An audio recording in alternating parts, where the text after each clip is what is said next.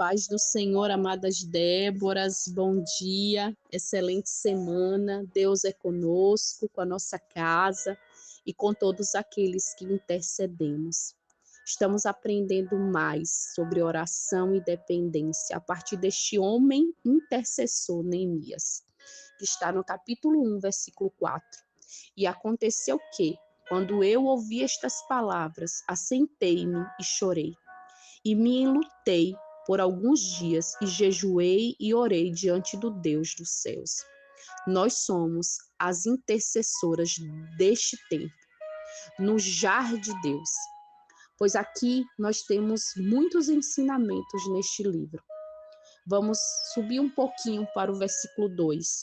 E veio Anani, um de meus irmãos, ele e alguns homens de Judá, e lhes perguntei pelos judeus que tinham escapado e que restaram do cativeiro e por Jerusalém. E me disseram, os remanescentes que ficaram do cativeiro, lá na província, estão em grande aflição e miséria, e o muro de Jerusalém derrubado e as suas portas queimadas a fogo. Irmãs, nós somos Déboras do ventre fértil. Nós temos certeza que quando nós oramos, o nosso entorno é impactado. Nós estudando, percebemos que precisamos ser territorialistas. Nós precisamos clamar e crer que prodígios e maravilhas acontecerão, pois o nosso Deus é um Deus vivo e eficaz. Quando nós estudamos o capítulo 2, versículo 12, vemos o posicionamento de Neemias, com poucos recursos, que diz assim: levantei-me de noite, eu e uns poucos homens comigo, e não declarei a homem algum o que Deus tinha posto em meu coração para fazer em Jerusalém. Não havia animal algum comigo, exceto aquele em que eu cavalgava.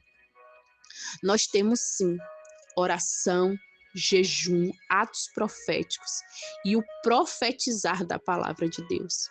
Este recurso já faz um movimento de milagres a todos aqueles que nós intercedemos. Não importa a resistência, vamos avançar, crendo que o Deus que nos chamou é fiel para nos capacitar.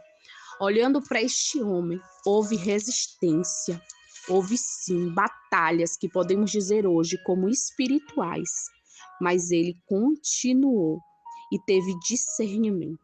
Quando nós entramos nesta intercessão, dizendo a Deus o que ele quer que façamos e seguindo as orientações do nosso amado Espírito Santo, é vencer e vencer, é concluir até ver aqueles recebendo da parte de Deus a graça da bênção, a graça da salvação, a graça do livramento e permanecendo.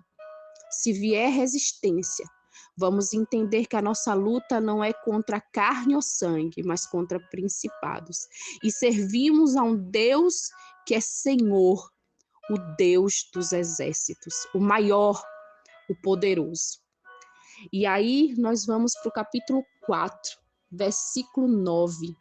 Então nós oramos ao nosso Deus e por causa deles pusemos guarda contra eles de dia e de noite. Aqui nós lembramos de Mateus 26, 41, vigiai e orai. Nesse processo de intercessão, as intercessoras mães Déboras, elas ficam nessa vigilância e nesse posicionamento constante de oração. Pois nós entendemos que nós somos um exemplo, nós somos referência.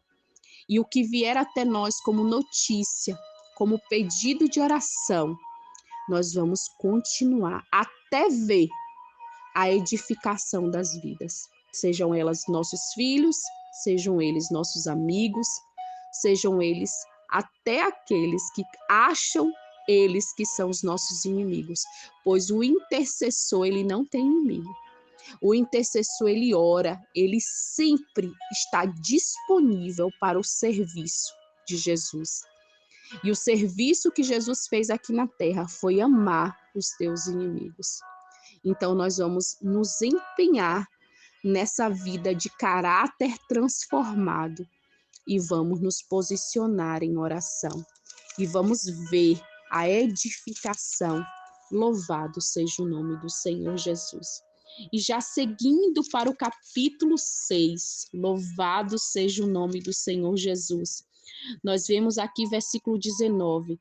Então contavam diante de mim as boas obras dele e referiam a ele as minhas palavras, e Tobias escrevia cartas para mim atemorizar.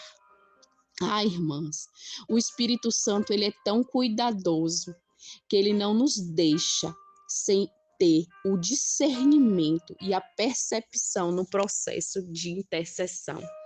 O Senhor vai nos trazendo estratégia, o Senhor nos coloca a não recuar diante das afrontas e nos coloca posicionadas a crer que se nós não pudermos falar a alguém, trazer uma instrução, trazer uma recomendação, nós vamos ao mestre, ao nosso quarto de guerra, e vamos falar ao nosso Deus poderoso. Esse que, através do Espírito Santo, convence o homem do juízo, do pecado e da justiça.